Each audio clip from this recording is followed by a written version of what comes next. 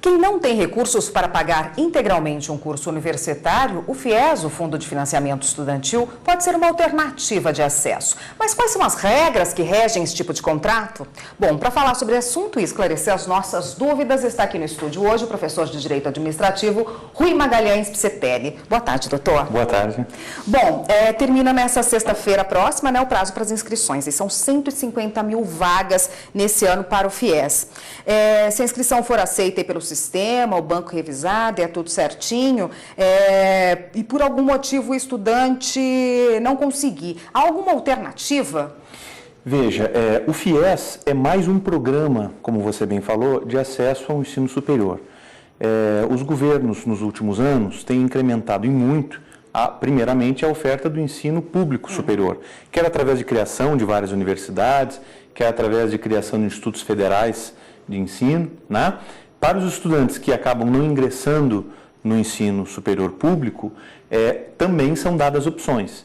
O ProUni é uma opção, através de bolsas de estudo, que podem chegar a 100%, e o FIES é outra opção, que é um financiamento aí de até 100% do curso. O FIES não é uma bolsa de estudo, isso às vezes as pessoas confundem, né? O ProUni nasceu para ser bolsa de estudo. O FIES é um financiamento destinado, né, ao custeio do pagamento das mensalidades de ensino superior, que o estudante tem até 18 meses após o encerramento do curso para começar a pagar.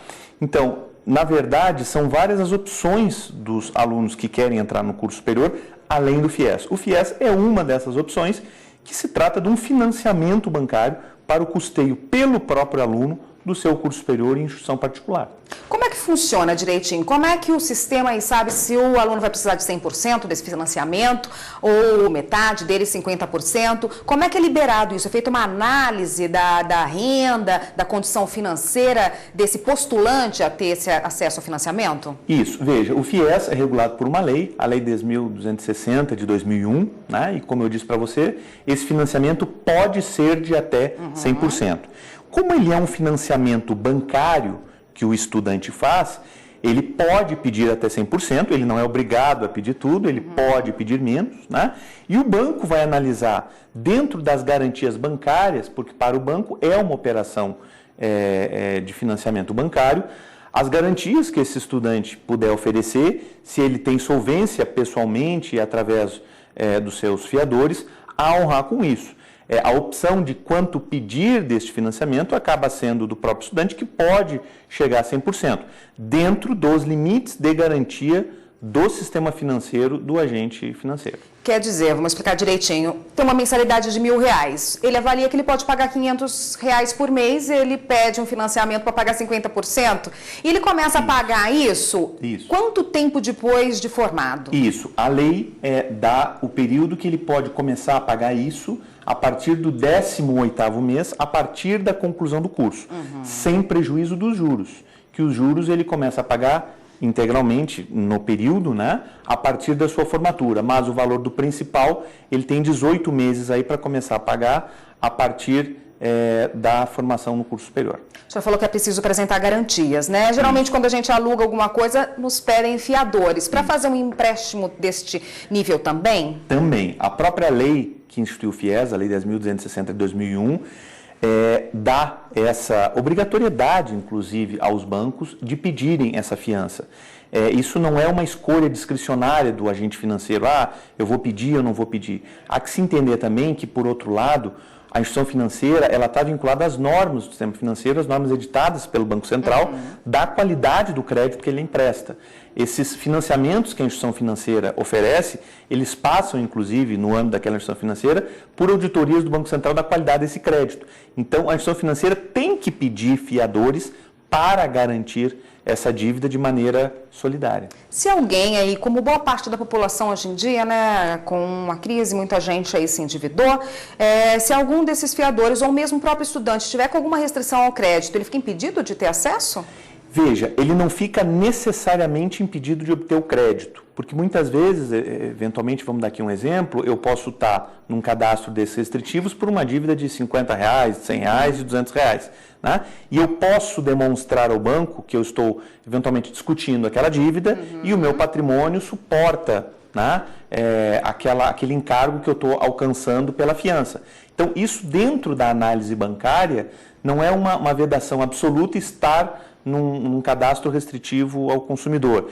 Eu tenho que demonstrar ao banco essa solvência que eu posso dar, que o meu patrimônio suporta outras dívidas, além daquela que eu estou inscrito no cadastro. Tá ótimo. A gente continua nesse assunto no próximo bloco. Só um minutinho, doutor. Claro.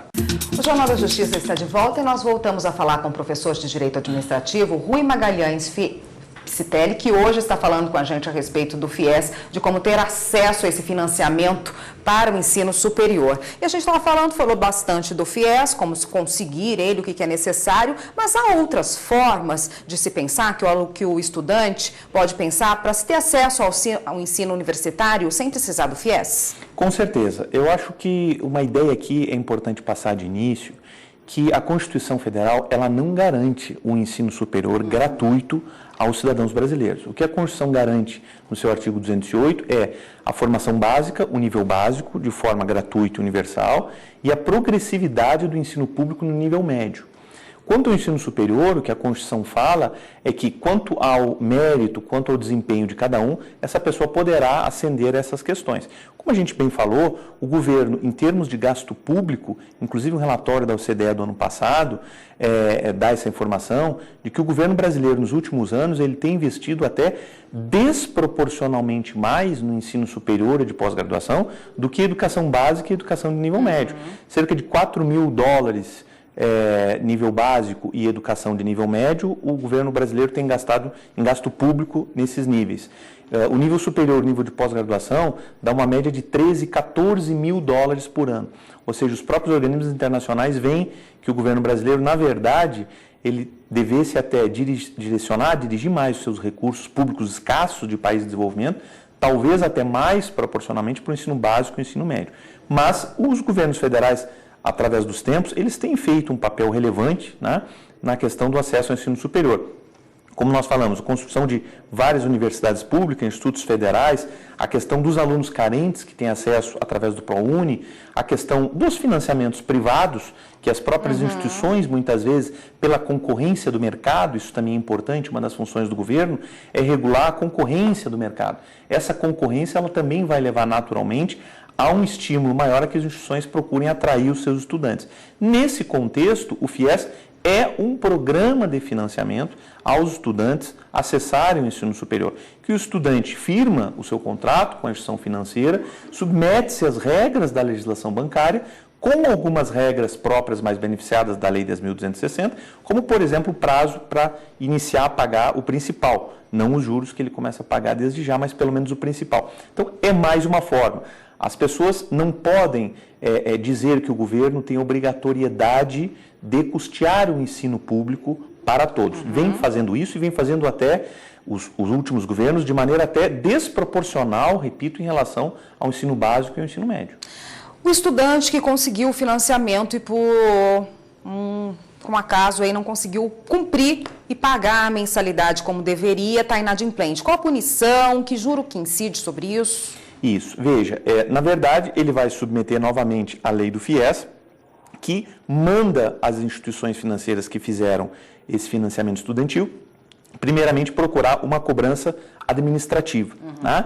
E na sucessão, o processo da execução judicial deve ser acionado contra os estudantes. Repito, as instituições financeiras que não fizerem isso, elas vão estar desrespeitando as próprias normas do Banco Central, sendo elas submetidas a um processo sancionador do Banco Central. Por isso que o banco tenta se resguardar mais com a questão dos fiadores.